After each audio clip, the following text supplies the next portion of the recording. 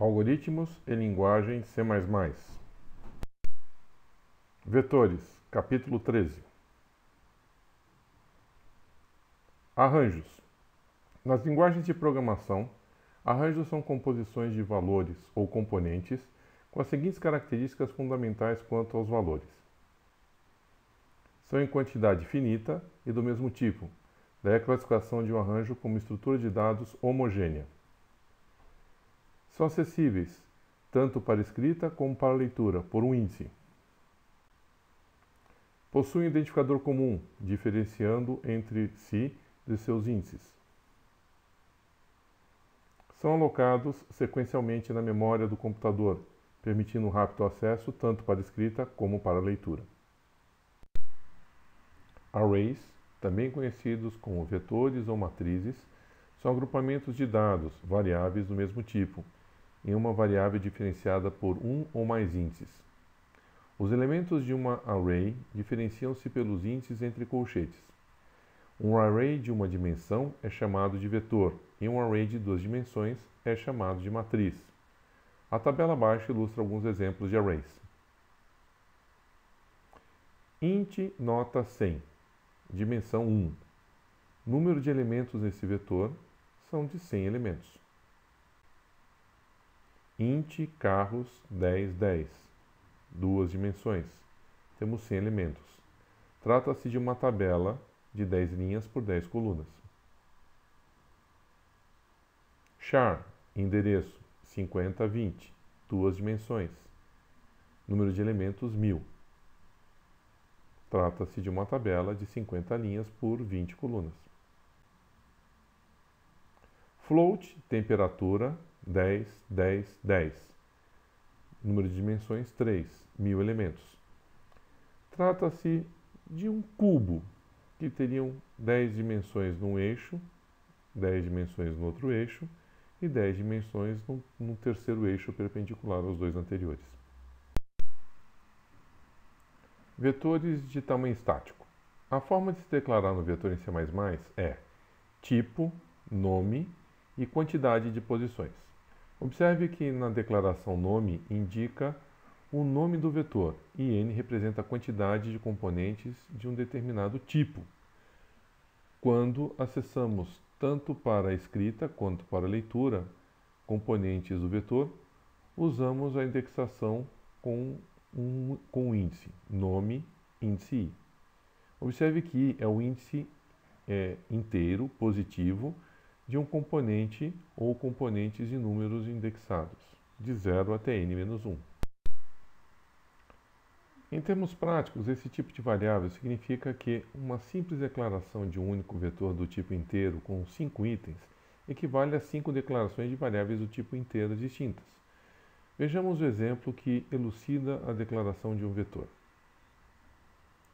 Int vet 5. Int inteiro, vet é o nome e 5 é a quantidade de posições. A primeira posição será com índice 0, será vet 0. Depois, vet 1, vet 2, vet 3, vet 4. Repare que, embora tenhamos 5 posições, nós começamos a contar no índice 0. Por isso que o último elemento será n-1. São 5 posições, mas eu começo a contar 0, 1, 2, 4, 2, 3, 4. Representam 5 posições, só que o primeiro índice vale 0 e o último índice vale n-1, no nosso caso 4. Por que usar vetores? Se eu quiser declarar 5 posições de inteiro, sem ter vetor, eu terei que declarar cada uma das variáveis. E mais, eu vou ter que fazer a operação com cada uma das variáveis, eu terei que ser específico para cada uma delas. Mas se eu declarar um vetor de inteiro, eu faço uma única declaração que pode representar um conjunto. E da mesma forma, eu posso preencher essas posições dentro de um looping. Vamos entender melhor. Eu quero declarar 10 posições de inteiro. Eu teria que declarar cada uma das variáveis dependentes. e depois, para fazer a leitura, eu teria que preencher cada uma independentemente. Mas com vetor, eu faço uma declaração simples e, através de um looping, eu preencho todas as posições do meu vetor. Alguém poderia dizer, mas não faz muita diferença, são poucas variáveis? E se fossem 1000 variáveis? Seria muito mais fácil usar a variável vetor. Eu crio int a 1000 posições, faço um looping de 0 até i valendo 1000, incrementando de 1 em 1, e, por exemplo, aqui estou pedindo que cada posição desse vetor seja preenchida com o número -1. Posso, inclusive, usar técnicas de programação mais interessantes. Presta atenção na parte do incremento do comando for. Além de fazer o incremento de somar 1 na variável i, eu aproveito o próprio índice e já faço, inclusive, o acréscimo de -1 na posição a índice i da vez.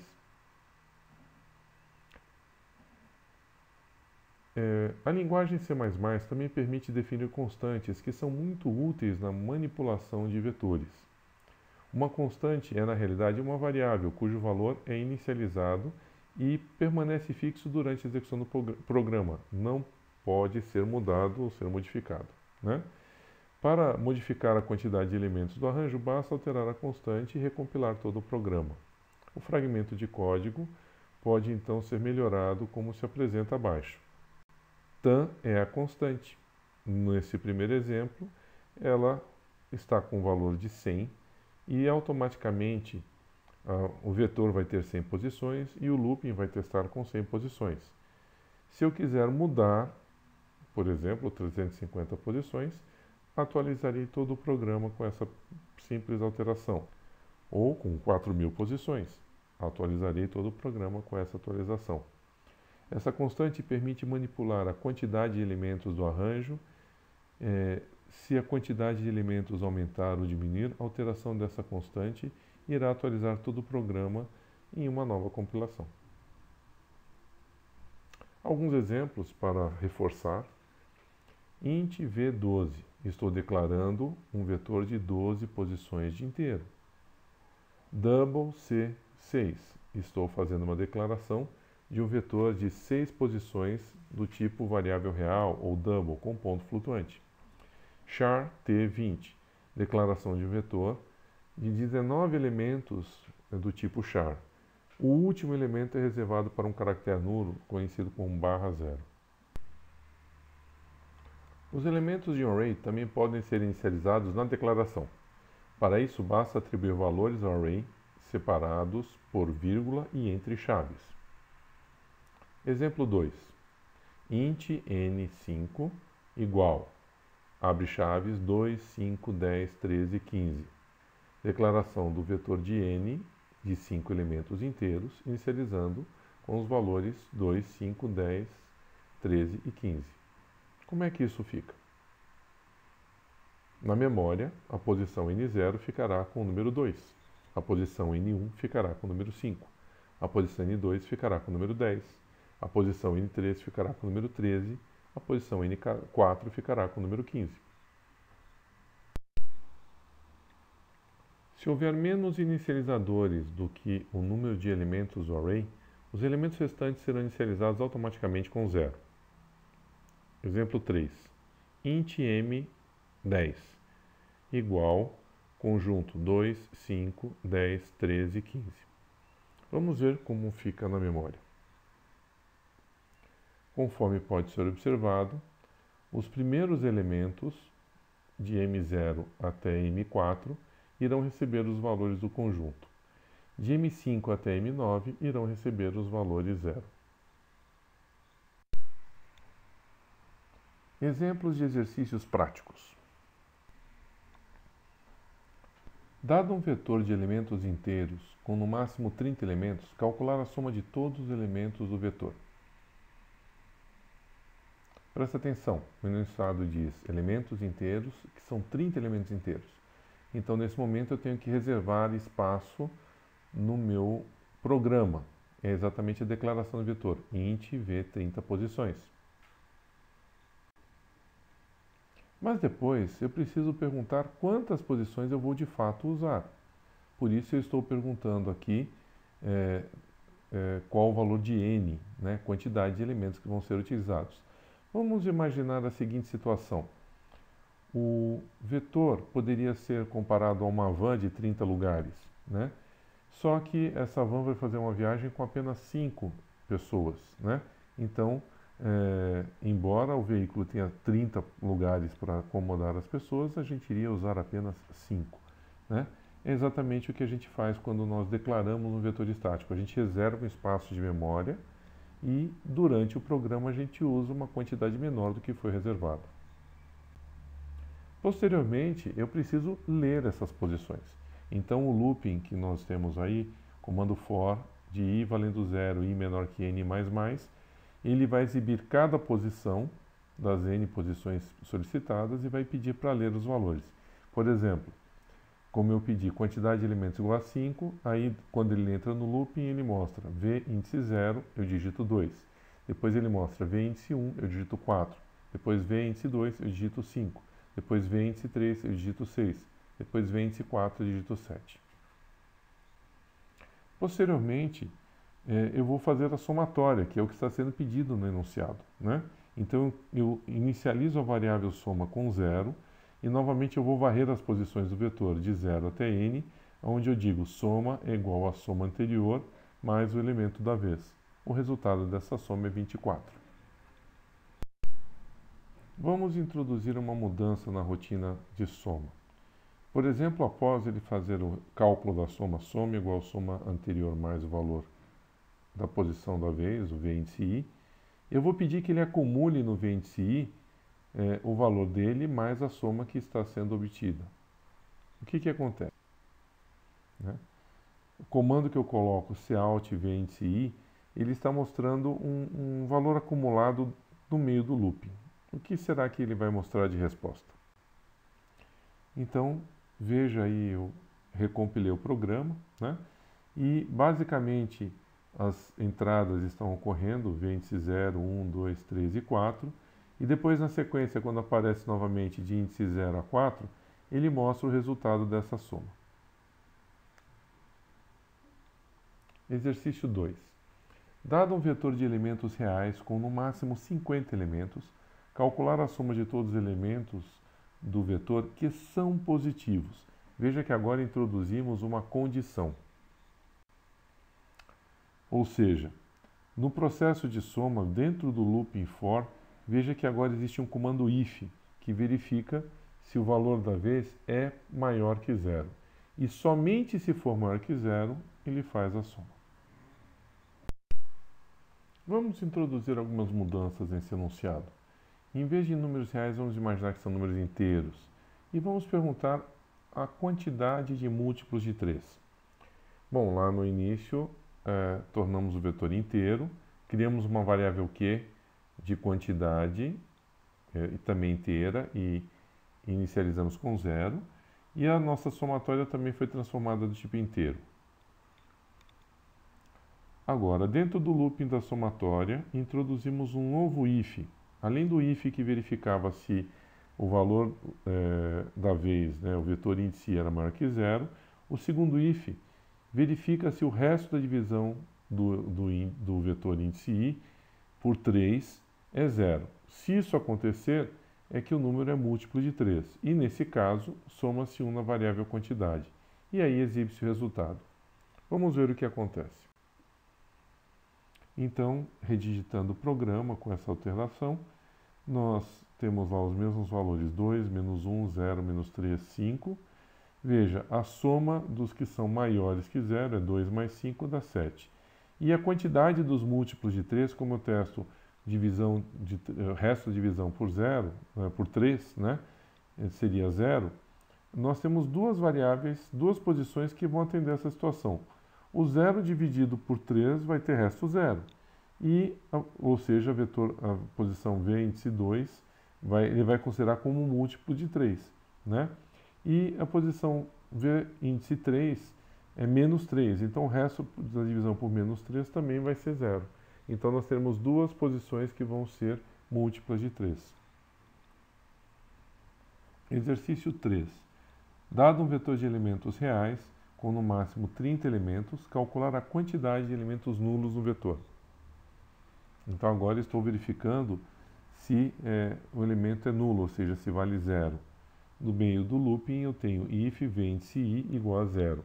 Quando essa condição é satisfeita, ele acrescenta 1, ele soma 1 à variável de quantidade. Exercício 4. Dado um vetor de elementos inteiros com no máximo 100 elementos, calcular a média dos elementos pares do vetor. Então, nesse exercício, eu preciso inicializar uma variável soma, para poder fazer o cálculo da somatória que vai ser usado na média, e uma variável quantidade, também tenho que inicializar para contar. Dentro do looping, eu vou verificar se o número é múltiplo de 2, porque os múltiplos de 2 são pares, né? Como é que eu faço isso? Eu vejo se o resto da divisão por 2 é igual a 0. Quando essa condição é satisfeita, eu acrescento na minha variável somatória o elemento da vez e eu também somo 1, a variável que faz a contagem. Ao término do looping, quando o looping se encerra, eu faço a divisão da soma pela quantidade que vai dar a média. Como tanto a variável soma quanto a variável quantidade são do tipo inteiro, para que a média seja calculada, média fracionária, eu coloco o formato typecasting float na frente da conta, para que ele não não corte o resultado da fração. Porém, existe um problema. E se nós tivermos só números ímpares, a quantidade ficará sendo nula. E ele vai tentar fazer a divisão de 0 por 0, que será um erro. Então, eu estou colocando uma verificação nessa parte amarela, ou seja, se a quantidade for igual a 0, diga que a média é 0. É um erro, mas é um erro controlado. Se não, a média vai ser a divisão da soma pela quantidade. Com isso, eu espero mostrar para vocês que todo exercício de vetor tem umas 4 etapas bem definidas, né? Vamos entender cada uma delas. A primeira etapa é a reserva de espaço na memória para as variáveis indexadas. Então, por exemplo, se eu vou usar um tipo inteiro, int x 1000 posições, ou um tipo double r 50 posições, eu estou reservando espaço na memória para o meu programa. A segunda parte é o exemplo que eu mencionei agora há pouco, né, de dizer quantas das posições que eu reservei na memória serão de fato utilizadas. Lembra do exemplo do ônibus de 30 lugares e eu, na verdade, estava usando apenas 5. É exatamente o que a gente vai fazer. Eu vou perguntar quantas posições serão necessárias no meu programa. Um detalhe interessante é que eu posso introduzir nesse momento uma rotina de verificação do tipo: a pessoa não vai cadastrar nenhuma quantidade negativa e nenhuma quantidade superior ao que foi reservado no vetor. Por exemplo, eu posso fazer uma rotina de consistência com o comando while ou do while. Depois que eu já reservei espaço na memória, depois que eu disse quantas posições serão necessárias, eu tenho que preencher o vetor. E eu posso preencher o vetor de várias maneiras diferentes. Então vamos ver algumas delas. Eu posso atribuir, como nós já vimos nos exemplos anteriores, na criação do vetor um conjunto de valores. Então, essa é uma forma de preencher o vetor com dados. Outra forma que eu posso preencher o vetor é atribuir um valor, uma constante para todas as posições, ou o resultado de uma equação matemática. Por exemplo, t índice i igual seno do índice i mais 15 vezes cosseno do índice i. Isso vai proporcionar para cada posição um valor único. Também pode ser utilizado como uma maneira de cadastrar informação no vetor. E, finalmente, a maneira mais comum é você pedir para o usuário cadastrar as posições do seu vetor. Então, você faz uma rotina onde você exibe a posição que você quer botar o valor e você cadastra o valor que te interessa. Finalmente, depois do vetor preenchido, o objetivo do exercício é fazer contas. E quais são as contas que eu posso fazer? Eu posso fazer contas relacionadas à somatória, eu posso calcular quantidades, eu posso calcular médias, produtórias, porcentagens, enfim, um conjunto muito grande de cálculos estatísticos com os dados coletados. Detalhe: eventualmente esses dados vão depender de alguma condição. Por exemplo, eu quero a somatória dos pares, a quantidade dos ímpares, a média dos múltiplos de 3, a produtória dos positivos, a porcentagem de negativos e por aí vai. Vamos usar um exemplo resolvido para entender sobre essa nova ótica como o exercício de vetor costuma ser desenvolvido, costuma ser calculado. Elaborar um programa em C++ para manipular um vetor de elementos inteiros com no máximo 30 elementos. O programa deve ler a dimensão do vetor n, não aceitando valores inferiores a 1 ou superiores a 30. Ler os n elementos do vetor. Calcular e exibir a soma dos elementos do vetor que são negativos. Dobrar o valor de cada elemento do vetor. Exibir o vetor com os dados dobrados. Então vamos considerar os programas que usam dados em vetor, né? Eu aqui do lado coloquei exatamente as etapas que nós havíamos mencionado antes. Então nesse enunciado, quando fala assim, elaborar um vetor de elementos inteiros com 30 posições, significa que eu estou reservando espaço na memória para o meu vetor. Quando eu coloco assim, ler a dimensão do vetor n, não aceitando valores inferiores a 1 ou superiores a 30, eu estou perguntando quantas das posições que eu reservei serão de fato utilizadas no meu programa. Depois, quando eu digo ler os n elementos do vetor, eu estou pedindo para cadastrar os valores do meu vetor. E aí nós temos calcular e exibir a soma dos elementos do vetor que são negativos e depois dobrar o valor de cada elemento do vetor. Esses são os cálculos que estão sendo pedidos com os dados que forem cadastrados.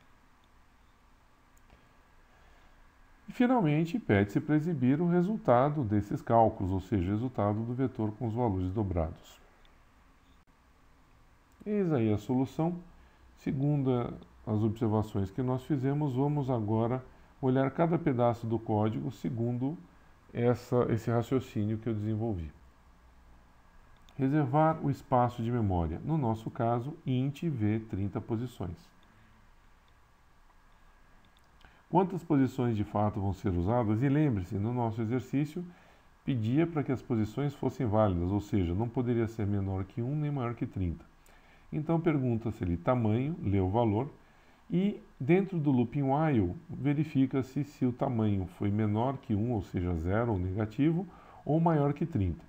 Caso a condição seja verdadeira, ele cai dentro do looping, o looping dá a mensagem valor inválido e pergunta novamente.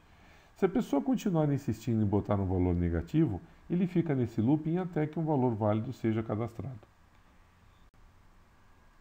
Preencher as posições do vetor. Muito bem. Nesse caso, o enunciado pedia para a pessoa digitar os valores. Então, tem um looping de i valendo 0 até n, né? E ele mostra a pergunta de cada posição e pede para a pessoa digitar o valor, né? Se observar na tela que está sendo exibida, né, foi pedido o valor de tamanho 5 e ele pergunta, valor índice 0, cadastrou-se 2, valor índice 1, cadastrou-se 3, valor índice 2, cadastrou-se menos 1, valor índice 3, valor 0, valor índice 4, cadastrou-se número 6. Então, como eu disse, foi por cadastro. Depois, a parte de cálculo, a primeira parte pede-se a soma dos elementos negativos. Para isso, eu precisei inicializar a minha variável somatória com 0 e eu fui do primeiro até o último elemento cadastrado e verifiquei quem era negativo. E sendo negativo, eu somava na variável soma.